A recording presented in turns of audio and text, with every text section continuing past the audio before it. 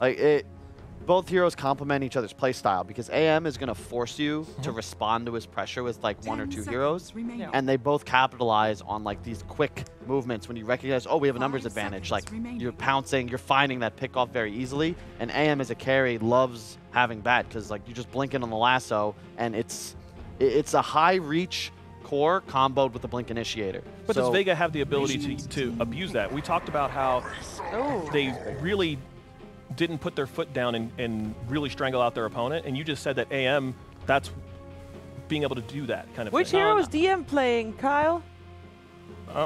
I think it might be Bat mid.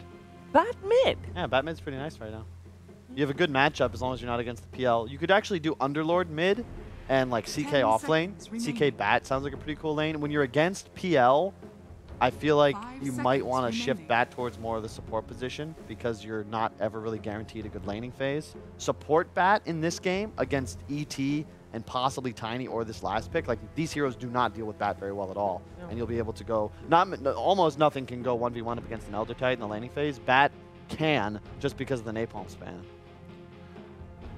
Where are we going with this right now if we're the final tribe? I think they're still I think they've decided that we're probably looking for a chesty hero. That's also something that Vega is expecting as they ban out the Huskar. And I don't think they know who they're going to have to deal with mid, so they need to find a mid hero that can deal well with either Bat or Underlord. They need a hero that utilizes Beastmaster's aura to deal more damage to structures. Well, wasn't this a problem that they had in the first game for the final tribe, is that they didn't have enough building damage? I can see him doing something really weird, like I don't know, I've seen Viper picked up in weirder spots than this, but I think you also need some method of killing Anti-Mage, and that's tough to fit in right here. I think Sheeves could be right with the Dragon Knight. It has an instant stun. You can take buildings. You don't really lose mid, even if it's tough. But you said something about comfort picks, and Jesse DK, sure. That some of these are comfort picks, right? So I think they're just going to put Tiny mid though. Let's see. Here we go. Oh, and they do. Well, we don't. Okay. Enigma could be mid. What is? Why would we? Why is this? Why is Enigma there? So they went back to having more team fight. Okay. Big cooldown ultimate. I think they thought they might need some extra team fight because Vega has got a good chunk of it, and they want to be able to go toe to toe. Elder Titan is obviously good with that as well. Yep. We do see that it is Chessie, Tiny, and Hanskin Enigma, so they decided just to put Chessie mid on that Tiny rather than picking a different hero from him. So, all right, Kyle, tell me what each team's trying to do, and what does it look like if Vega's going to 2-0 this? What's this game going to look like? And let's get out of control. They're going to find a couple pickoffs and just take over the map. They're going to try and they're running like the spread offense, you know, and they exploit holes in the defense of TFT. They need space? Space. TFT, you need to force good team fights, which is very tough against an Undying. I think Vega's got a pretty significant edge, assuming the AM's game goes okay, and like Chessie Tiny doesn't just like run away with this. But Sheever, who's going to do it though? Is this going to be a 2-0, or do we feel like the improvements in this draft is going to get the final tribe back in it? I think it's going to be a 2-0. 2-0? And what's going the reason is I like the draft from the final tribe. Okay. Although I don't like Tiny mid. I like Tiny as support way better. I think he can do about the same things. But I think if that mid was something else, it would have looked better for the Blomdens, though. The Blomden brothers have been playing Tiny's mid for like 7 years. Sheever, you're still going to go 2-0. I'm going to go Vega again, yeah. Same. And what you said, that's where what's going to look like at 15, 20 minutes? Is this going to be a shorter game? Or are they going to close it out? I don't think TFT plays well enough around the map to deal with what Vega's going to look to do. It's again, just an easier game for Vega. Hey, Bat, find us some pickoffs. Anti-Mage, hey, push the side lanes. I think Madara is the best player in this game, and he's on the win condition that I see as relatively uncountered. I just think it's so much easier for them to win, thus they should. And I think in terms of longer or shorter game, it will all depend on what kind of speech they've had in between. So I think we're going to find out if they did have the right talk and kind of acknowledge the problem from the first game. Yeah, and so we're going to, you're same Vega. On my side, I still think that the strategy of game one, which was we really aren't going to lose if we play tight, even if it takes forever. So I think we're still going to go that way, and I'm going to agree with you guys this time and go with real Vega. Brave, Rob. Hey, but I mean, I'm looking at. I'll go first next time. How about that? All right. But I still feel like they made mistakes. They still won. They know that. It's a more winnable game. You have the ability to find a pickoff here and there and still have some team fight to fall back on, but it's still tough. All right. Let's see what our wonderful, beautiful angels of information, what they think. Our angels. Angels. It's like Victoria's Secret, except... Yeah. Except better, Rob. Except better. Yes, that's right. Myself and Purge ready to take you into what's going to be Game 2 of Vega Squadron and TFT. We've seen the drafts again. The panel seem to like what Vega's got going on. Would you sort of agree, or do you believe in sort of TFT bringing in those hot cores like the Chessy, the signature mid-tiny? I mean, they have good stuff going for them. It definitely seems harder for sure to defend the game especially because of their Enigma and their Elder Titan supports. I find that sometimes when your supports don't have like reliable disables, if the game gets into a couple different game states, it gets really hard. Like if you need to get a kill or a gank, then you need to rely on a support to follow up those disables usually and score a kill. But now it's going to force Tiny to always be there, or they need to do a harder to execute gank with like Malefice into a stomp or something. That's going to be hard to do. So like there's kind of cool stuff that Final Tribe's lineup does, but it definitely seems like Vega Squadron's lineup looks easier to execute. I mean, yeah, let's talk more about that, because that is something that not a lot of teams do. Like, what is the thought process of saying, hey, Enigma, we can do this hero in the support position? Like, well, what are you sort of losing out by sort of stepping him down in priority, but what still works well enough that he can afford to be a support? Yeah, the hero doesn't rotate very well. He doesn't gank very well. He's more like focused on passive farming in a lot of cases. But what he does do really well is he does deny farm for the enemy hero in the lane, because you can just deny your range creep. So your opponent's level slower, you can get gold faster. That part's good too. Okay, well, we'll see how the lane does go for the two of them, Hanske and Zibbe. And talking about other unorthodox laners, DM moving to the mid lane on the mid Underlord. This is something that I believe in the past some of the NA teams were doing this, having also at least having Underlord in a higher priority than just on the off lane. Is this because of the fact they wanted to force this matchup? I mean, why run the Underlord as position 2? Well, the matchup is pretty good. We're getting completely blown up there. But it's also that you're laning against, I mean, that's basically what matchup means. You're laning against a melee hero, but also Underlord as a hero does need a little bit of levels, basically. If you put him in a dual lane, it can be a bit iffy, but if you put him on a 1v1, you got a lot of fast levels. The way the hero functions is you channel your gold, basically channel your levels into the ability to kill and clear waves and gain gold, and then you channel that gold into items that help you stay alive, and then you just basically go to a lane and you push it, and you're hard to kill. So basically he's just going to get a bunch of levels, he's always going to pressure mid, and if Tiny ever leaves, the tower's going to die pretty quick. And then he can just go to the other lane and do the same thing again, and give his team more longevity in fights. So like if AM ends up like leaving the game in the sense of going somewhere to farm for a long time, Underlord can just join his other 3 allies, and they can just death push if he gets a fast mech or a Vlad's mech or something like that. And I think, you know, if Vega can make the game sort of play out in a similar way to last game, it's going to be a pretty beautiful game for this anti-mage. Because Madara last time on the Lifestealer, he got all the farm in the world. He got his Midas Radiance and loads of space, and was able to just beef up until he was sort of this unkillable hero. And if he can do that on the AM, it's just going to be even harder to beat for TFT's lineup. And already, of course, being in a lane where they get the first blood, that's certainly going to be a plus for Madara. And certainly seems to have not too much trouble at all against Frost and Era.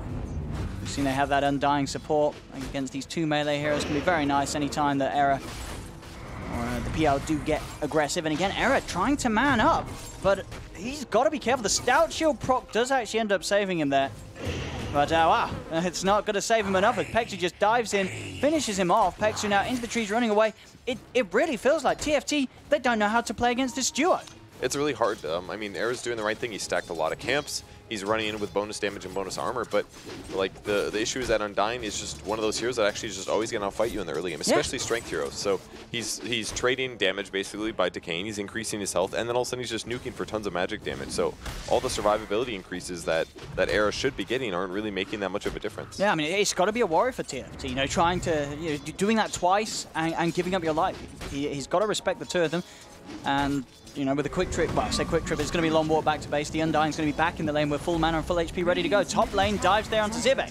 It's a few too many stacks on him, and they're able to close in underneath the tower, get themselves a 3rd killers already. Vega Squadron, they won game 1, and the start of this game 2, it's heating up very quickly for them already. You can see all 3 lanes they're taking control of. Look at the CS, everywhere's going great. That mid matchup as well, Underlord stealing ahead. TFT will be able to find something as Chessy is able to make use of a quick haste rune to get across and find the bat. But overall, still very much Vega Squadron having the stronger opening in these first 4 minutes. Yeah, and I think showing the Batrider support basically score an offlane kill, I think what that shows is just one of the weaknesses of Enigma. He was getting jungle farm. He is increasing Beastmaster's gold gain and stuff, but he's just not going to be able to stop that very well outside of casting a weak Malefice. So, I mean, they're denying some farm, but it doesn't even look like it matters that much in the CS numbers. Like, CK's still at 28 last hits. The mid lane is not going very well for Tiny. He also has really high base damage, so arguably Underlord's aura is even more effective at reducing the damage that he deals with every extra point that he gets. So it just kind of feels like Vega's taking it to them pretty easily. They're getting more kills and they're getting more farm. I mean, here as well, Era got the stick charges, but Pexel, with the amount of strength that he's stolen, he's doing damage. He's going to chase this down. He's going to have a decay and a Sorrow up in a second. If he can get the vision, this should be a kill. As Era is gone. That's going to be the 3rd time that he loses his life down here to the Undying. Yeah, it's just a good skill build by Pexu going for 2 decays, realizing that he just gets a lot of value from it. It can be good to do that sometimes, because he just can easily bully the Elder Titan here. On top of Frost, he's got the doppel to get himself back underneath that tower. And despite the fact that Era has been dying a lot down here, he is able to match the farm of the anti-mage at the moment on the PL. It's good at least. I mean, PL versus AM isn't the best matchup in some ways. I don't play carry that much, so I don't know all the intricacies, but it feels like if PL gets overly pressured and AM gets ahead, there's nothing PL can do really to catch up in a big way.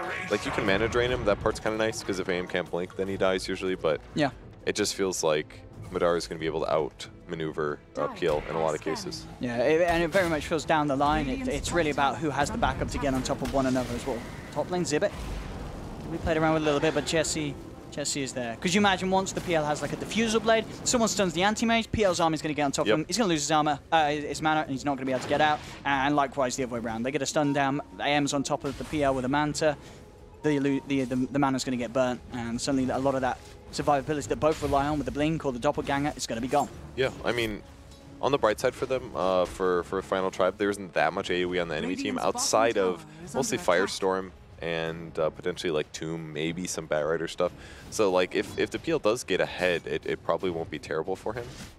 But having to deal with like Firestorm and Pit of Malice is really tough when you're playing an Illusion Swarm kind of run at you hero. Especially because you are going to want to get sort of the Diffusal Blade early. You're not going to have that early, any early sort of strength stats or HP. You're going to be very vulnerable. I'm going to see Frost Doppelganger forward a little aggressively here, try and trade some hits, but again, of course, Madara burns the mana.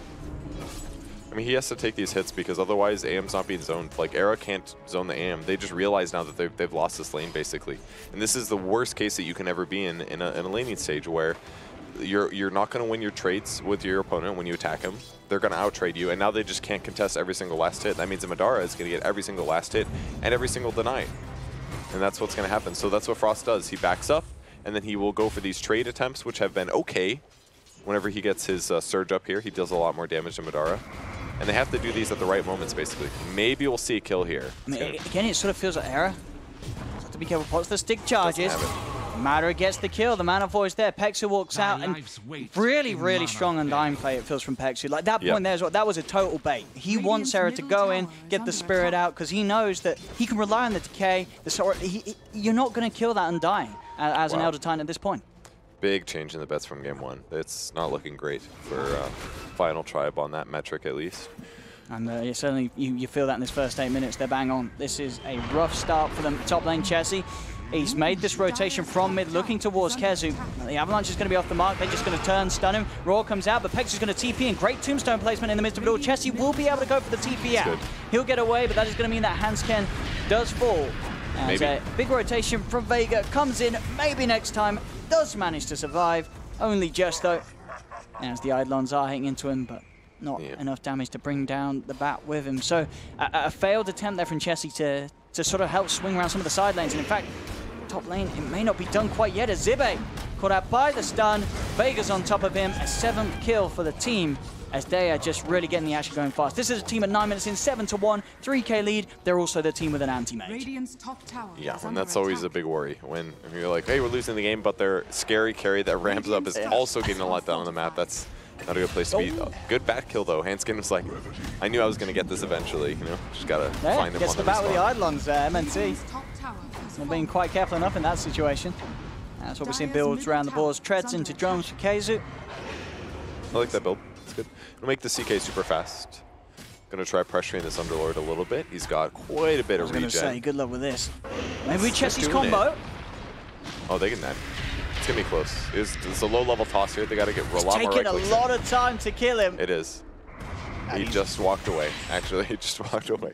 From 3 heroes, they just didn't have the damage. The 3 of them.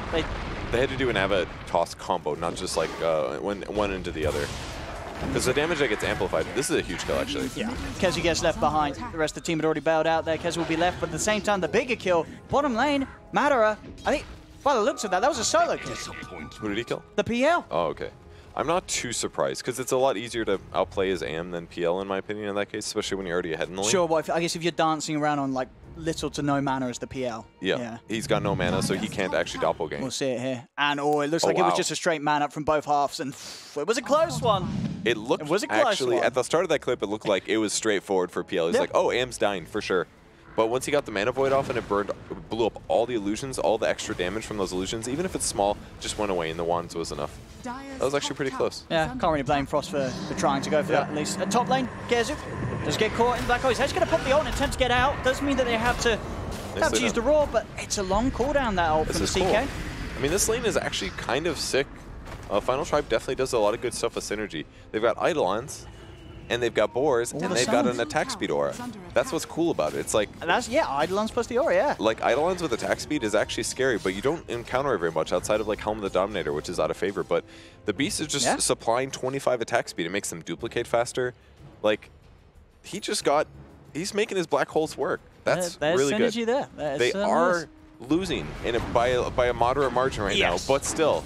They're picking some cool stuff. But I'd say, you look at the net worth, and it's not really on the top lane. It's the middle lane and the bottom lane that are the big issues for TFT. Because top lane, the farm of Kezu, it's been shut down. Well, not shut down, but at least kept on par with the farm of the core of TFT on that top lane. But the other lanes, you're seeing nearly about a 2K difference in net worth on those cores. He does still end up going for Helm of the Dominator here. Creep wave getting cleared here, but they're going to initiate and go on to Chessie. Yeah, very good catch, of course, as well with Kezu. The control from DM. Chessie just swarmed in the middle lane. As that'll be the tier 1 tower going down as well. Vega being swift with the movements. And very hard really for TFT to do anything about that. I mean, at best, what can they have? Era TPing in, looking for a stomp. Chances are they're going to get on top of him as well. It's very hard for them to stop these aggressive plays from Vega. Yeah. It's a good rotation. Like, Kezu's already basically gotten the tower kill in his lane, so now it's time for him just to move around and stun. And that's basically what CK is actually really good at. That's why sometimes people play him as supports, not even if it's not very great. Just because you've got a stun, you have a disable like pullback with your reality rift, and you can still transition as a semi-carry. So if he just buys a lot of strength items and bracers and stuff like that, he's got ways to make his impact felt in this game. Interesting items for Underlord a little bit, going for phase boots. More armor, a little bit of damage and chase. I think the one hero that's really not doing that much is definitely Elder Titan, though. Era's having a rough time this game. I just don't think there's a lot of options because the Undying came out, basically.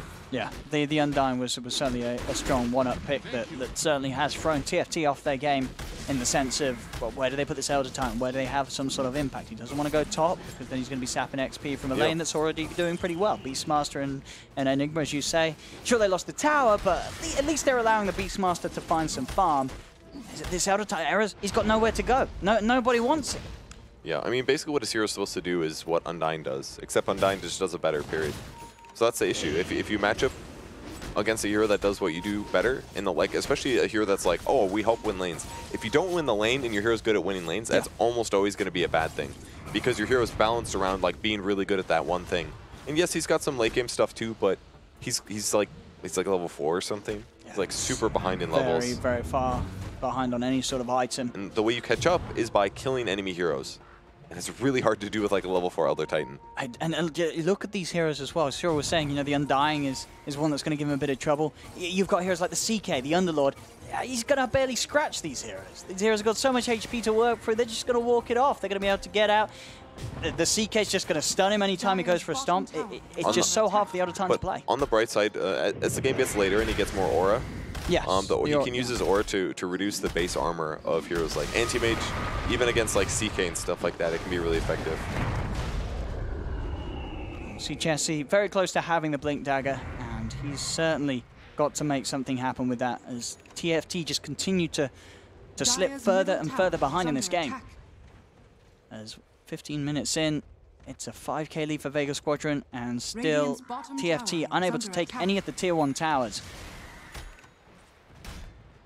So that's the Battle Fury timing as well. Madara going to be very happy with the timing of that pickup.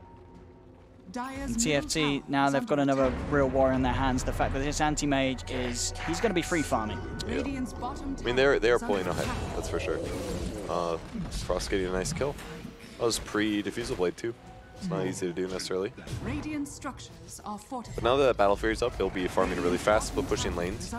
BOTs was the purchase for maybe next time on the Bat Rider, so he'll be really quick. But I feel like they're getting tons of value from Enigma actually. Same level as the Beastmaster now. Yeah, this combo, this seems to be what could keep them in the game. If they can just pressure these lanes as fast as they can, they are going to be able to get that space that Frost needs to get those items and to at least try and get back on par with the farm of the AM or an item ahead, which is of course going to be very hard to do so with the AM having his Battle Fury. Yeah. Because you're just kind of trying to push out the dangerous lanes wherever possible. Just really simple items. Going Midas now to catch up and farm afterwards, which will be doable here. And now because they took the tier 1 top, they're going to try to play in the enemy jungle. Vega's going to rotate the Underlord, the tankiest here on their team, to that area as well to end up split pushing. And a Radiance is what he's queuing up. Very cool. Crimson into Radiance. He's going to tank it up. I like it. I mean, if it's their mid hero, right? Yeah. And you're playing Underlord normally you just buy defensive items. But with Radiance, it's going to allow him to just kind of stand around and deal a lot of damage as a result. Yeah, always nice to have a Radiance as well against a PL. Yep. It'll make it a little bit easier to figure out which one's the real one because the illusions take so much damage. So it's a good option. Smoke up and go from DM, Peksu, and Kezu. Diffusal has now been complete by Frost. So can now find those better opportunities to get those pickoffs if anyone does look to push out a lane too far and Vega Squadron's half on their own. But Vega sticking as a unit, doing this long sweep round, trying to get the wrap round towards mid. They will be outnumbered though. There's 5 members of TFT standing toe-to-toe by the side of each other in that mid lane. And Vega, they're not going to force it too heavily towards that mid lane as it seems. TFT will step into the pit though, and with these summons and the Beastmaster aura, they're going to do it pretty quickly. Yeah. I mean, this is something that Final Tribe's done both games. They apparently choose to play on Radiant side, and they pick lineups that are synergistic and have really good Roche options. Put the Midnight Pulse down to dissuade opponents from coming, and they guard the Aegis. He is going to head forward, but Frost turns towards him with that Diffusal Blade. He's falling quick and fast. He's going to be able to get away for a little bit, but does still pop. Tanscan finishes off with the Malefice. The fight still to continue. They are still trying to brawl around this. Peksu held down by the Stomp, allowing Frost to get on top of him with the armies. Out of mana. The Ancients beating into him as well as Peksu cannot escape this. Another kill for Frost. There's going to be a black hole as well onto DM. As they know that they can go for more, but 2 already dead on Vega Squadron. There's no help for DM and TFT. They get the Roche and they get a big team fight as well, able to shut down some of the lead that Vega had and get 3 kills. Wow, that was completely worth it. And now a bunch of levels that go to Elder Titan when he's been suffering here. Was able to utilize his ultimate. They commit a black hole, but again, it's a support black hole, so it doesn't feel bad. Yeah, that certainly is the benefit. And really the solution against super tanky heroes that buy a lot of defensive items like Underlord, it's always damage amplifications. Because it helps nullify the added benefit that they get from a normal defensive item. Shadowblade now on Beastmaster in addition to his Vlad, so now you can even set kills even easier. But really the big issue in some ways, I don't know if BOTs is the right thing to rush on Bat Rider. It does make him stupidly fast by all means. If he goes like Tranquils or something, he's running around at like 360. But BOTs with like Windlace purchases, he's a really fast Bat Rider, but he hasn't been able to really set up or initiate a fight. Maybe they're not ready to take fights, but I mean, it was a good way to start things. I'm not quite sure why Vega committed. I don't know if it was like they thought they could make it in time, then they just got caught, but you know, they already got the Aegis. Probably not worth taking the fight after. Yeah, and obviously the one benefit is the AM is still farming. No matter it was down bottom that whole time, pushed down that wave, no intention of coming over to join the rest of the team. So space does continue to be made for him.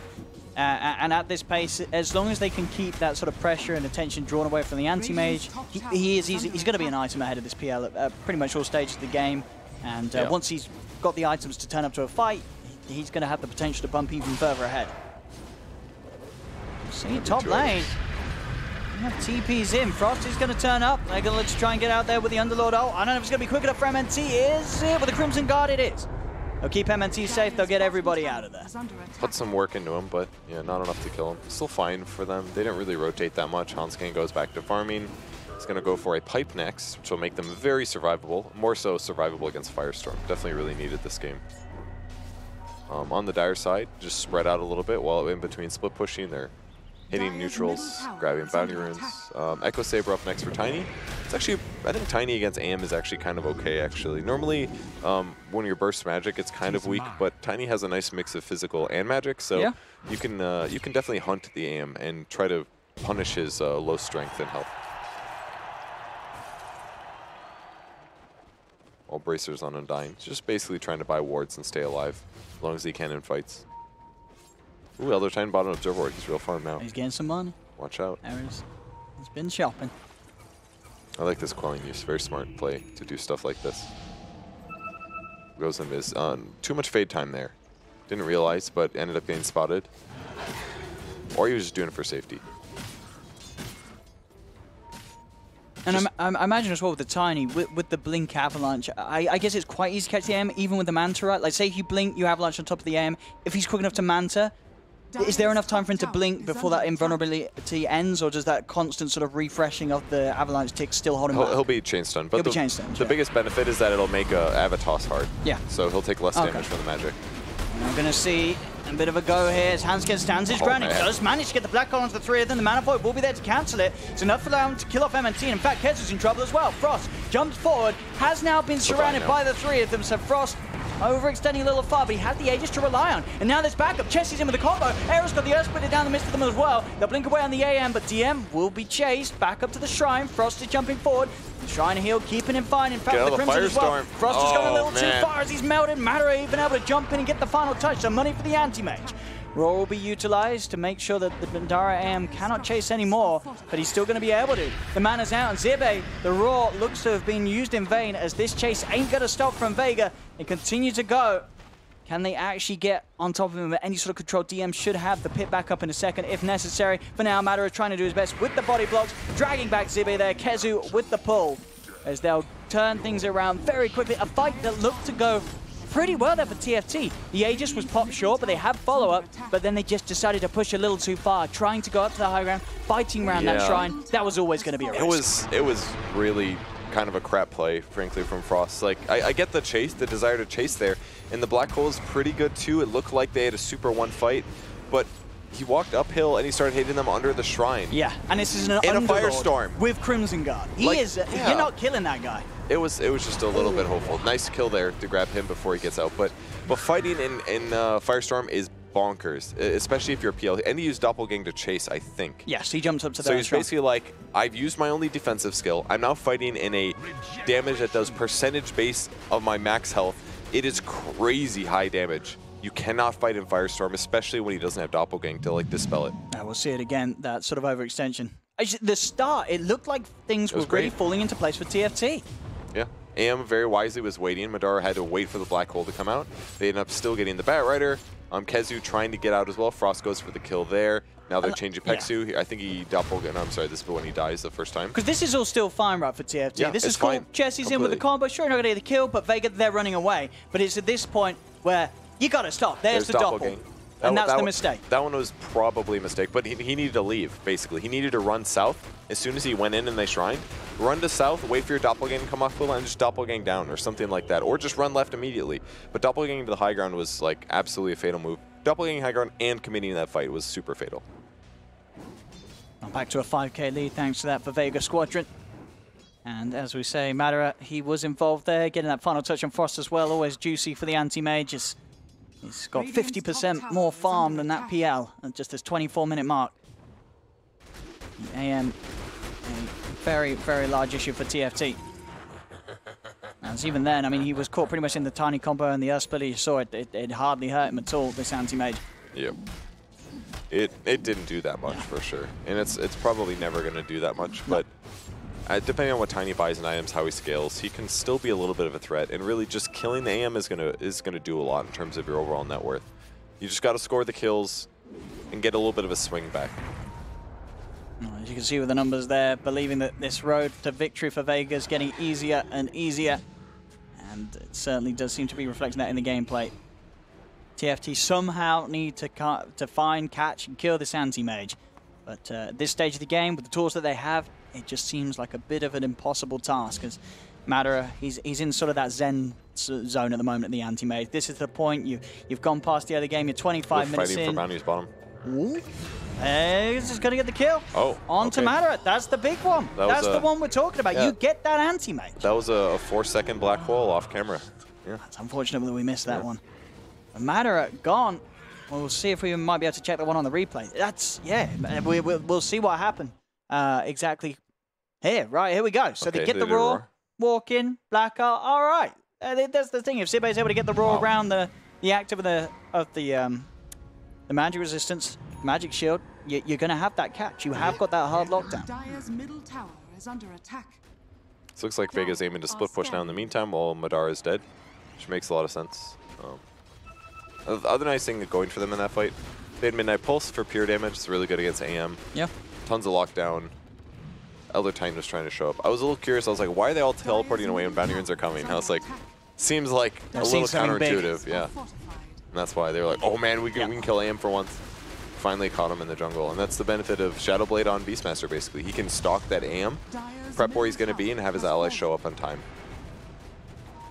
Now Shadowblade on Tiny as well. He's going to be able to look for kills as in addition. Maybe free Beastmaster or free Barretta kills, free Undyne kills. It's definitely something that Tiny can snag. Look, again, he's searching for split pushers. He is. He's seeing if they get anyone going out here. Only the bat really around at the moment, but MNT, he's well out of the lane as Zibe shows himself. Doesn't want to play around with the catch and control that the Shadowblade Beastmaster can have. Blink Dagger on Handscan as well, so even easier follow-up, and now, well, not only just follow-up, Handscan now with the ability to start those ganks himself with a good Blink Black Hole. Elsewhere on the map, here's looking around for enemies. Just basically everybody very aware of what split pushing needs to happen right now. The Radiance is up. Queuing up of Vlad's next. Maybe a little overdue for Vega, but... Madara gets himself a free kill onto Handscan. He's down there on the bottom lane. That's okay, we don't need to go. We saw it happen. I got it. Yep. Eyes on the minimap. Oh, there we go. And there, still fight. Okay. Another one. Two for one. We got 2 out of 3. That's we got 2 out of the 3 of them. That's plenty. And they'll take that. I mean, that's the Beastmaster and the gone. That's a lot of their push. MNT knows that. He's straight in. He's like, well, we can try and go high ground or at least force some buybacks. Do force the buyback of Zibe. As they'll stand outside the base. DM on this core Underlord can just go straight up the high ground. We're going to see a bit of an attempted wraparound on the back for Era to try and start a fight. He'll look towards Kezu. Ursprint is going to be on the way out. The sleep is enough to hold Kezu back for a little bit of time, but MNT still on top of him with the Firefly. Kezu able to get him with the Rift, drags Era back, finishes him off. DM's going to fall though at the same time. Chessie getting rid of the Underlord. That may mean that the push will come to a stop from Vega Squadron because now they no longer have that Underlord to just put sat there on the high ground hitting the towers. So they'll play it safe for 50 seconds. And TFT knows that. They have to jump. They had to make something happen. They've got the black hole. And with no Underlord, this is a good time to try and get to those squishy backliners of Vega. They sure do love rushing Roshan. They're always tempted. We'll see if Chessie can grab the bat kill, though. He's searching for him in the enemy jungle. But Bat's wrapped around the other side now. Because, yeah, this time around, Vega can certainly try and look for a steal. Yeah, it's definitely possible. They're buying back on DM as well. They know that this is a Roche fight that they can absolutely contest. All right, Bat's got the roar, or the Beast has the roar. Oh, he's going to roar, try and roar the CK, but ends up roaring an illusion. You're going to see Roshan go down. Chessie does manage to pick up the Aegis. Jump across to the side. They're on top of Peksu. Zibe is able to TP out there thanks to the stomp from Era on top of Kezu. As Peksu will be the only one to fall. And again, TFT, they get the roast. They get the Aegis, the cheese.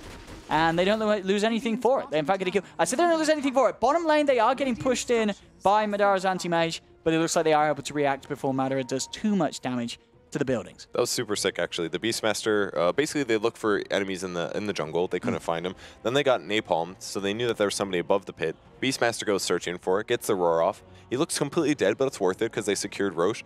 And then Era just saves him with the stomp, and he TPs out while they're all disabled. It was great.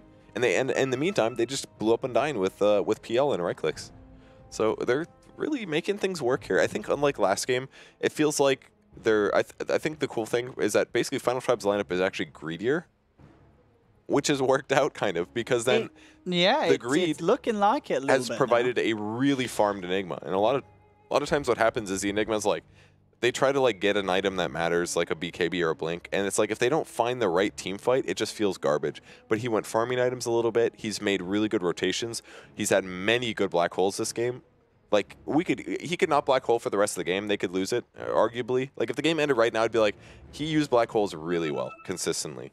And I have faith in him doing that as the game elongates and he gets even fatter in terms of items. So look at the, I mean, the numbers alone on the bet has changed massively. There's a bit of ums and ahs now. It's like, oh, hang on. You know, I mean, they're about even. If this Enigma Hanskin can get these big black holes, and there's something about sort of AM games that sort of draws you to these positions where, you know, there's so many times we've seen an AM, top of the net worth, and in the late game, one black hole, one raw, Madara gets caught out and he dies, the game just falls apart like that because so much of the value is invested in this AM. You look at the net worth between the two teams, it's even, but it's very top heavy on Vega Squadron's half, and that's not really a better position to be in because you lose that one hero and bam, suddenly the tides have changed, lanes are getting shoved down.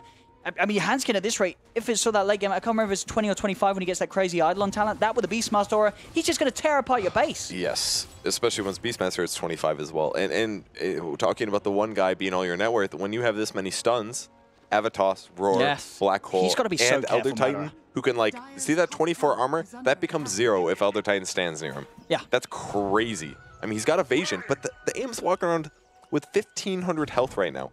If that's 1,500 health and 0 armor, that's like a Keeper of the Light at this point in the game. Yeah, I mean, he's just going to die. I know the matter, he's got like the Basher queued up, then the BKB. I feel like if he realized, if you saw the numbers and he was like, this much pressure is on me, you probably want to get the BKB first. But I believe that was the Basher coming out. He needs to farm that BKB as soon as possible because, yeah, one misstep, one of these hard lockdowns. I guess even with the BKB, the Black Hole still didn't come into play, and the Raw, maybe the damage won't quite be there to kill him, but his HP's low. He's a vulnerable hero. This is cool. He went a fast silver edge here on Chessie. So now he can actually just break AM's magic resistance anyway, just with a simple hit. It's just all about catching the AM. If they catch and kill the AM a couple of times, TFT, despite what looked to be a rough start and the fact that this AM's so far ahead, they can close this game at TFT. There's a heart on the PL now. Frost is catching up. And the kind of crazy difference between Game 1 was that Game 1 he was playing a Lifestealer who kind of required like a lot to kill. It was like Chronosphere and a Clinks. It required like ultimates. Yeah. But at this point in the game, they have so many good ultimates that committing like one of them is no big deal at all. And they don't even need to commit ultimates if they have the right heroes. If it's like Tiny +1, like even a Roar semi-low cooldown, Tiny +1 kills him though. So he's got to be really careful this game, and it's going to limit his ability to farm as fast. He's not going to pressure the map as much. He does still collect items though, but it's evening out here. Kind of curious how Underlord's doing, just picking up the health regen talent now. He had Radiance before. I'm not sure where he's at after that though.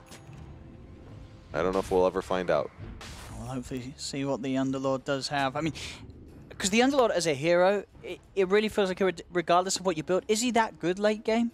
He's better. He gets permanent damage now if enemies die under effect of your aura. It's a very gradual. I believe at the moment we saw he had about like +39. I guess +39 is still +39. Yeah. 32 minutes. He also went for regen over the attack speed talent, which I don't think is wrong. Even if you are playing sort of that mid Underlord, the regen is just that much.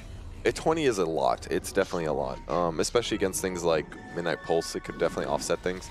Or even like a PL. It's like even if you get all your mana burned, then PL's illusion damage goes down, and then something like 20 regen while you're running away can be really helpful. Bottom lane, MNT does manage to get the last off onto Chessie before Chessie gets the combo onto him. We are seeing Vega trying to temper this fight, but MNT gets beaten down by Frost and the illusions. PL moves in to claim the kill. They have lost Pexer as well. They do find error as Kezu's trying to clean up on the backlines, and with the help of Madara, they do. They get Zibe. No Beastmaster for 90 seconds. A long death timer here for Zibe. But with 2 dead themselves on Vega Squadron, maybe unlikely that they are able to go for anything, but we're seeing the AM hit that stronger point now. He's got the level 25, and he has pretty much got the BKB Madara. What was actually cool about that fight, and part of the reason that Vega did so well, is because they passed the bottle to Anti-Mage because they saw the D. They're like, hold on to this, man. And then when the fight starts, you're dealing crazy damage, which is what we just saw there. DD on AM at this point, when you have this much agility, is really good. It kind of looked okay for Final Tribe, but once the AM got in there, it was all over. Nice observer ward in base, by the way, in the Final Tribe base. and maybe snipe couriers potentially. Maybe not a Bat Rider though. So maybe next time's famous for it. He is. Good old bounty on today's. So BKB on its way out to Anti-Mage. Queuing up the Abyssal Blade next. See what Kezu does by. He was sitting on about 3,000 gold just now. So deciding on his next item. This is a game where you buy Ags and you just use it on your anti-mage. Well, I was thinking that. There's got to be a bit of the temptation. Aghanim's on the AM. It would be really good, actually. It's not bad. It would be disgusting. Yeah. Because that does like 100% damage. We'll and see if it's he's a tempted. disruption, basically. Like, you can use it as like a Manta style to save the guy. Yeah, absolutely, yeah. If he gets roared, if he gets black hole, yeah. There's definitely times where it can be good, and I think this might be one of those games. Now we'll see if Kezu does indeed consider it. Chessie's just going to amp up the damage, queuing up an MKB. Opting for no BKB himself, feeling that he can get in and do the damage without being worried about any sort of control from CK and such. Yeah, there's not that much, really. It's basically, what's it called? The second skill for Underlord, I always forget it. The Pit of Malice. Pit of Malice, It's yes. Pit of Malice. It's like some magic damage from Bat Rider, but his ulti still goes through BKB. You don't really have to worry about undying that much. Firestorm still hurts though, right? Or do you just not stand in it? It's just... Just don't stand in it, Is it worth spending 4,000 gold to be able to ignore Firestorm and fight in Firestorm? And in a lot of cases, it's not valuable. So I think it's okay to pivot for other items in the meantime. It should be fine. Blink queuing up for Beastmaster now, just give him more grab options. Medallion as well will help them combo with Elder Titan, score kills when he does roar somebody. Just farming really safe right now. He knows the enemy team is going to control the bottom half of the map, so that's why he's doing this from range, basically. I mean, would you definitely still agree with sort of the BKB over the Lincolns this game for the anti-mage?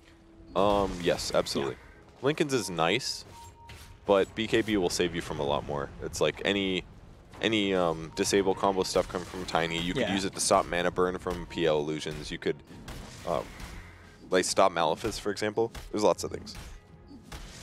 And Kezu still yet to spend that gold. He has got the... he looks like he's just getting some dust out to him for now, so not spending much of the 3,200 that he is bankrolling. But at the same time, doesn't look like either side is forcing any fights, so knows that he's got the comfort to sit back, hit the creeps, and wait before a decision is forced. MNT just wanting to get the BKB, making sure that he can get in and find those reliable lassos to kick fights off. Okay, it's going to go AC. Okay. Which no, is the Aghanim stream super is dead. fair. It's AC is really good against Elder Titan anyways. If people's armor is lowered, it helps offset that a little bit. Increases his team's damage. And Ags is just the problem with CK in some ways. Like he's in an okay place right now because he kind of functions as like an offlaner. He's like a lane winner core kind of. But Ags is such like your ulti is like 140 seconds. It's so long. If you buy Ags, it reduces it to like 100. Oh, we do see them attempt on Chessie, but Hanscan, he's just going to waltz in and go for the BKB black hole. That's going to cause the death of Peksu. And DM, I don't know if he's getting out. Even with the Crimson Guard, the Malefice is causing issues. He's going to be fine, though, as it seems with the backlines going down. The fact that Kezu got on top of Zibe, Matter is able to jump around, get on top of Chessie. They've lost two big heroes on TFT, and Hanscan's got to... They just get swarmed. Matter is too much. He jumps around. DM was indeed too tanky to kill in time. And it's sort of similar to the fight up in the jungle earlier. It looked like the start of a perfect setup. You know, Hanscan gets this black hole off onto two, but they were prepared and ready to really stop things from the side. Now with Frost, he's just hands off the keyboard. He knows he's going to struggle a little bit here. He's going to pop the cheese, but he's not doing anything. No. He just couldn't get out. Oh, that's awful, man. I guess with perfect sort of timing, so that like the roots and the bashes. Oh, they called GG? He couldn't do anything. Did they? Was that an official GG or was that an ally GG? I think that was just an ally. I think that was just the ally GG. Why is there an ally GG? There's a good game well played in it. You can spam to your teammate. Well, no, just to trigger, it's not actually to trigger over. your teammates, you know. Yeah, the game's not over yet. It's not over yet, but... It's not even close, I don't think. Oh. Unless they try to fight here. Yeah, he's going to play really safe. Just get out. Okay, it's not over. It's We're still in. Stand down, everyone. Yeah, stand down. Go back to your... whatever else you're doing on your second monitor. So what we got we are going to see this once again. It looked so good at the start. They blinked in. He instantly midnight pulses. He can maximize his damage here. Because that was a full bait from Chessie. He was going to walk in, but the man Madara is always there and ready to interrupt it. They saved him like a second or two. And despite them killing the Undying, that was great. But he got tombed down. And it still took so long for them to kill the The Underlord there. They maybe could have focused on him, but they kind of spread out basically, and everyone did different stuff. The PL went and killed the tomb that wasn't really affecting much, basically. If he just stays on the Underlord, maybe they're going to feel more confident to like, oh, we can kill this Underlord. They probably would still lose the fight, though. Probably. They're probably getting ready to eject because they knew that the enemy team was coming, you know? That's why they started all spreading out, Delta splitting or whatever. They had to get out. But they didn't all really get out, maybe. No. Maybe PL just needed to run to base rather than go for the tomb and commit a little more. Maybe something like that. But it looked like a good open. It was a good quick grab. And it was certainly an intended opening and start of a fight from TFT. They wanted to take that fight. It just fell apart so quickly. We're seeing some big items get close. Chessie's very close to having MKB, so is Frost. Hanskin, he's going for that Lincoln's understandably. As you say, every time Matter, he's waiting perfectly for that black hole. Oh, they got him. The Tinker Ward really helping out. They know it's there. He'll die. They'll lose the ward for that, but that was a pretty sick grab. He's trying to look for kills, trying to split push, and they were ready for him. Pop the dust, and with that Tinker mid as Ward, well, Chessie does get Pexel on his own. Cool. So the Undying's at least gone away for this push, but I don't know how much Vega will care about that. The other four, very much strong and ready to go.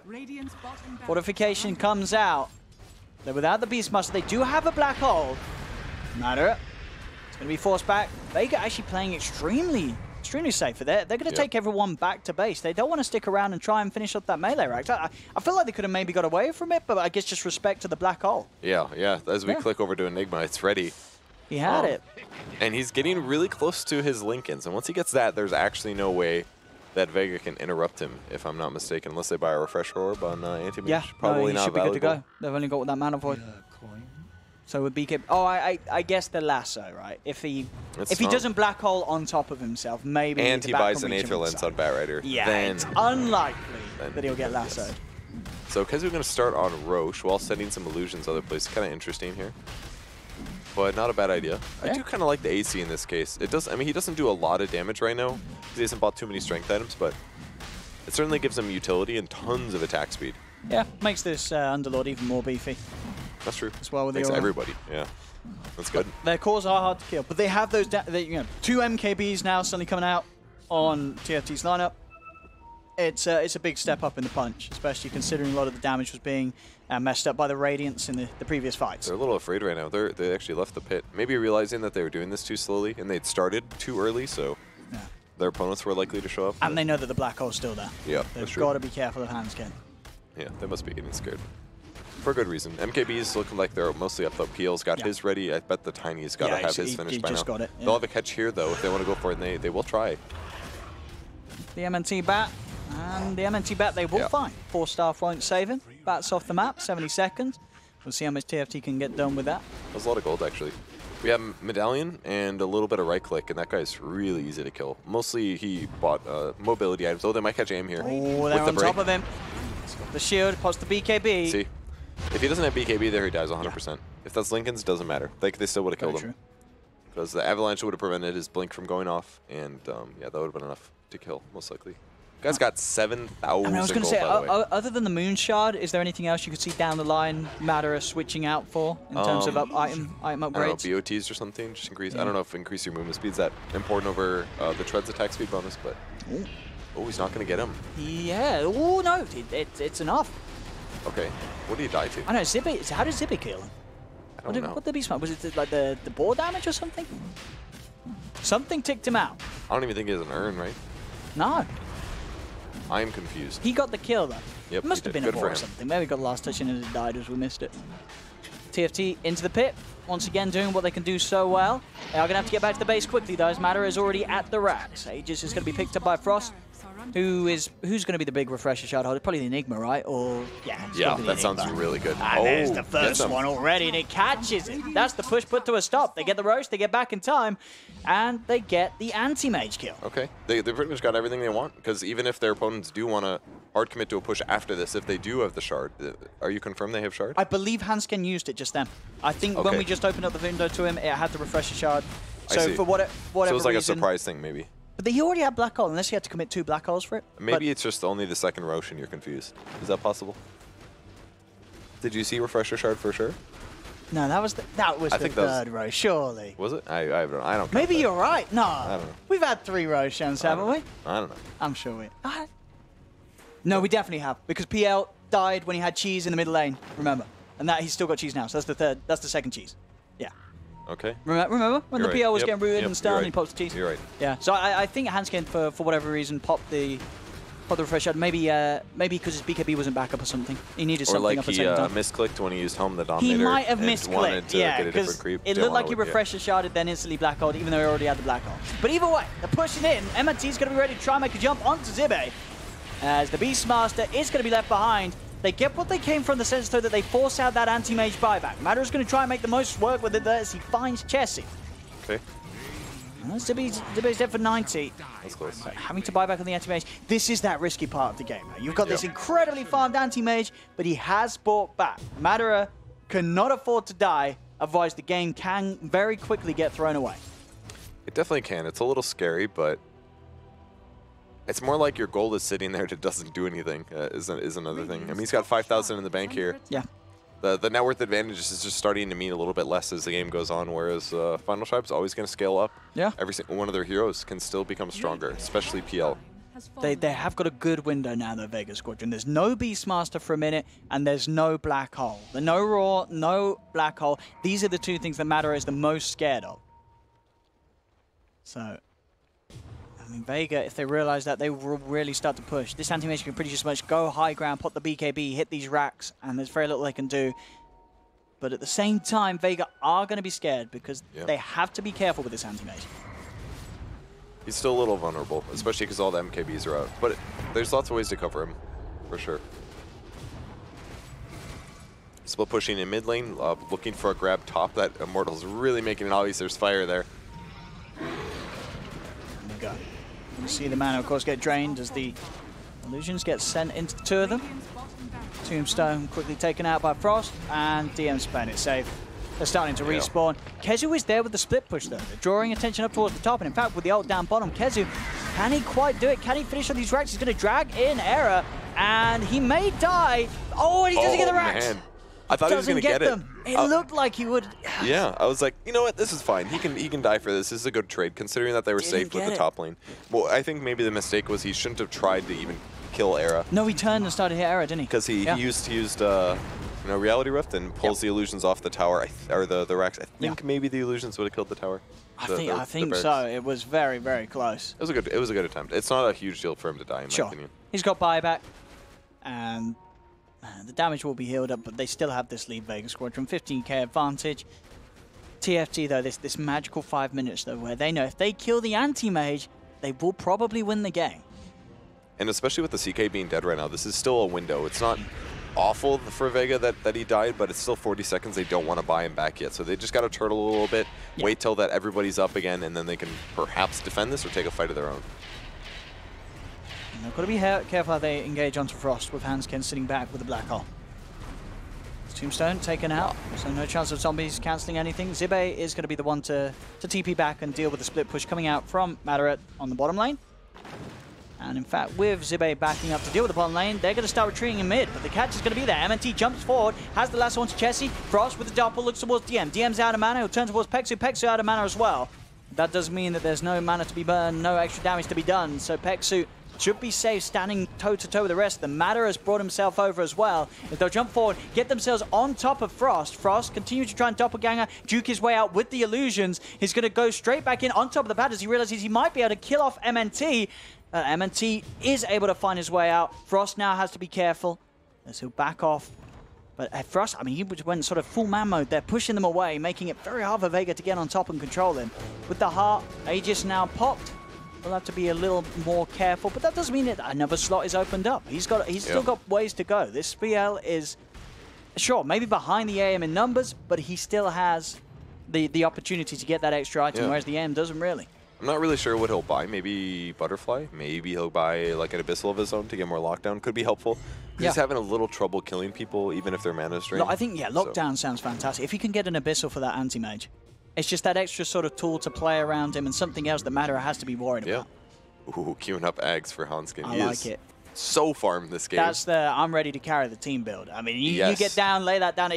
the numbers is literally everybody dies, right? If you have Refresher Shard. If they can get the next Roach again. Because that'd be like 4 Midnight Pulses, but it's a lot of damage. It's like 10% pure of their max health. Kezu. Kind of caught sleeping. Zibe just jumped in raw. Kezu, I don't think he was even looking at the hero. There was a good moment of hesitation. I get either way. He was stunned the whole time, wasn't he?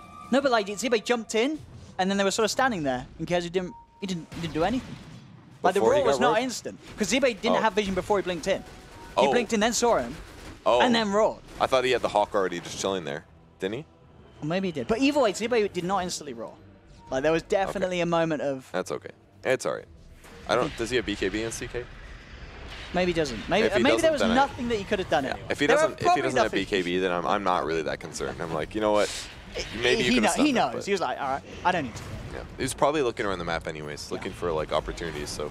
And again, he's got buyback if he feels pressure to need it in this mid lane. As the illusion's nearly actually cleaning off this tier 3 tower, the Crimson Guard will save it though. Yeah, they can't damage your Crimson Guard. The illusion damage against buildings is reduced too much. But once the Crimson Guard wears off, they will do a tiny bit of damage. Yes, as you can see, it's not much. Not much. It's getting there. It's really important they defend that tower though, because if it stays alive, then their shrines are safe. And that's one advantage they have right now. And shrines, they're going to be so important with the way that TFT has been prioritizing, just getting the Roche every single time. At this point of the game, when it's late game, having that refresh shot on Hansken means everything. Like Vega Squadron, they can't just sit back and let Roche be taken. They have to get in there next time. As Hansken, he's changing his mind. Wants to go for the refresher over the Axe. Refresher's a better idea, honestly. Like, the Axe is cool, but it's they don't an really important suffer item with slot. the damage, right? If he gets a good black hole, PL's going to clean up. As long as he casts Midnight Pulse first, which you easily can do, then it'll be fine. And then T does try for a grab. We've got Kiz on the high ground going away with the ultimate as he looks towards Chessie. Chessie's able to just rip through the entire army of the CK though. As he's now just Kezu on his own, having to split out and run to the left. Pexu's going to lead in on top of Hansken. Hansken, he does have a black hole. He's going to pop the BKB. Doesn't really want to use the black hole just for the Undying and doesn't need to. As the tag team's there, Frost and Chessie jump in as Hansken gets out. As they'll beat up the Undying, head up to the high ground, look to continue to chase down DM. DM's out of mana. He's going to try and run, but the control's there with the toss. The stomp comes out from Ariel. It'll take him a bit of time to kill this Underlord, but with Frost's army building up, they will find DM. Slowly but surely. Slowly, very slowly. Very slowly. He's fast, dude. He's galloping. He's gone. 2 minutes out for DM's Underlord.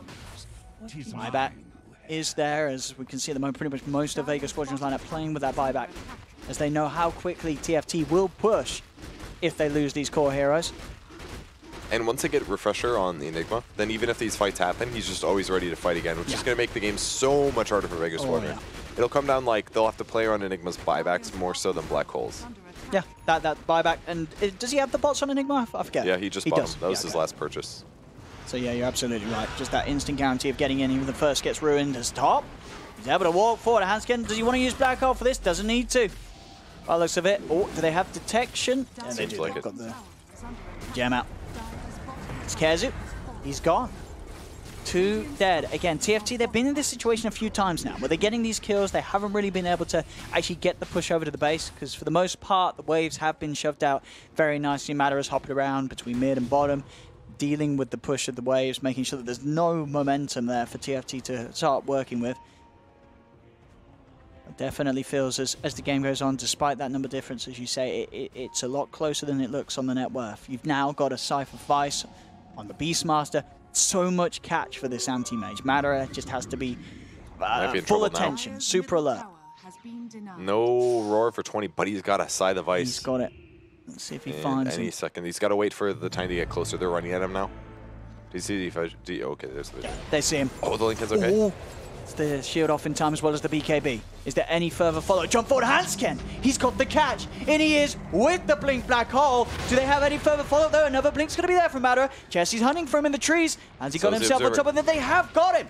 They've got him and they've killed him. Madara's down. Okay, they got him. His BKB lasted just long enough to make sure that the Elder Titan stomped and hit him to guarantee disable follow-up. But it all works out. I didn't notice the Lincolns on the AM, but that helped a lot for sure. That's an extra bit of, certainly that they have to work through. It's actually the worst thing if you're playing like Beastmaster and you're like, I'm going to buy a Hex or so, I'm going to be so far ahead, and then they get a Lincolns, you're like, I don't want to use either of these to break his Lincolns. I mean, you saw that he had to wait for the backup to come in. Yeah, basically. And it did work out. The team able to quick enough get to his position and help out. Frost, as we expected, Abyssal Blade is going to be what he wants. As pretty much at that point, AM, he's going to have a hard time showing on the map pushing these waves because pretty much every single hero is going to have a way of getting on top of him. Fresh roll finished on the Enigma. And look at that. Once again, TFT having that timing. Roshan's up there in the pit. And Vega Squadron probably not going to be able to get over here. It's going to be another free Roshan for TFT. I don't know. The Rosh isn't taking that much damage right now. I can't see a health bar. It's gone. There we have it. TFT, no sign of Vega Squadron around. They don't want to try and fight without the anti-mage. They're just trying to sort of cut their losses and hope that the anti-mage won't be forced to buy back. But I don't know if they'll even be that lucky, because with Roche taken, TFT, they're going to be straight down the middle lane. If they force that buyback, the game is going to be suddenly in an incredibly dangerous position for Vega Squadron, even more so than that earlier time where AM was forced to buy back. Now, with the Refresher Shard, the Refresher Orb, they've got everything ready to go, and the level 25s are here. They are going to destroy the base of Vega Squadron if anybody dies. Or he's the Shard just now. He's got Black Hole back up. Yeah. He's ready to go. And they go onto the racks. 20 seconds. Matter really doesn't want to buy back. He'll let one Rax go for sure. No point buying back just for the one of them. Maybe if DM gets in too much trouble, but he has the ult. He'll be able to get himself back to the fountain. It's drawing a little bit of attention away from those racks, but a racks that nonetheless will almost certainly fall. Fortification comes out. They'll lose the racks, but they didn't have to buy back on the anti-mage. So small gains, and they are going for a bit of a split push down bottom. TP will come in to stop Kezu from getting away from it. Yeah, TFT get racks. They don't force the buyback. Maybe they can still try and take a successful fight, though. So already Matter is going to jump in on the back lines. He has found the lockdown with the control from the lasso. That's going to be the Enigma gone. They get rid of him. He's going to maybe be contemplating buying back, and he will do. Hanskin knows he can get back in it with this black hole. Can he find the opportunity to find the Dream One as Kezu's quarter out, separated from the team? Kezu's down. Buyback from M&T. Does Kezu want to buy back, though? Not for now. As he'll play it careful. He knows with that buyback from the Enigma, Hanskin, I mean, he still has 2 black holes to rely on. Yeah. But if you kill him, it's super big. You don't have to worry about that threat anymore. So it just becomes this like game of cat and mouse. If you can catch the Enigma and kill him at the start of the fight, then the fight's straightforward and they can do stuff. But they're going to be forced to buy back now because they're hitting tier 4s. The game is being threatened here by TFT. Leapfrog from DM with the Sheever's Guard, a second buyback. Both Matter and Kezu getting straight back into the action. Oh, look at the drag back, that's going to be Aragon. They're on top of Frost. Frost still has some mana to play around with. Doppelganger's down and has got the Aegis. They're trying to surround him, but he's baiting them out with the illusions. Matter has gone for the wrong one. As Frost can continue to run, they get the catch, but the Hanskin, he's in looking for the Black Hole, does get Matter. If they kill this AM, it may just be over for Vega Squadron. Can Matter get out of this? The Avalanche holding it down, but he gets out. Just enough HP to allow Matter to escape.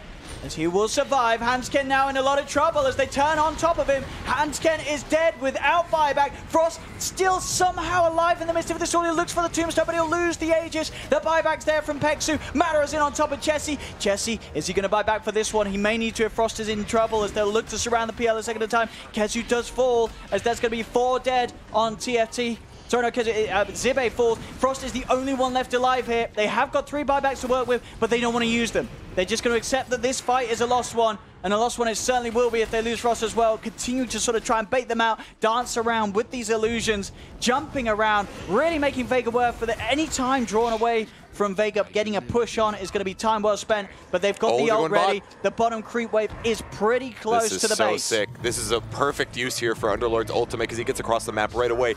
Normally, that would buy them at least 20 seconds that they'd have to cross the map normally. See how many buybacks they can get out. I can imagine pretty much all of them. Hanskin's the only one without them. Era's going to be back up in 10 seconds, so he won't really want to. It's bottom racks. He's going to start getting pressure. Frost is in, straight into the center of the action. TPing in, doppelgangering. M&T, he's got the lasso onto Chessie. They've got the damage as well by looks of it. Matter on top of the tiny Chessie. Brought back for this, and he's gone. Frost has to jump back to the base. There's now pretty much just a waiting game for the Enigma to get back in. They need that black hole. But for now, the bottom racks are gone. Vega Squadron moving towards the tier 4 towers. Very little that TFT can do to slow this down. Frost is going to try his best, sending those illusions in. But Vega, they're incredibly beefy. And without the numbers, it could just be a fight too hard for TFT to take. They're slowing him down at least. Buying some time. Hexes are being used. 20 seconds and the Ancient is exposed. Era's going to be in. Frost jumping forward as well. The Earth Splitter down. Does catch onto MNT. But Vega, they're just trying their best to ignore them. Hit the Ancient. Look to close up the game. Frost, he is on top of Matter. Matter is actually falling very, very low. But the Ancient's falling lower. The game is over as Vega Squadron will be able to close it out and win the series 2-0.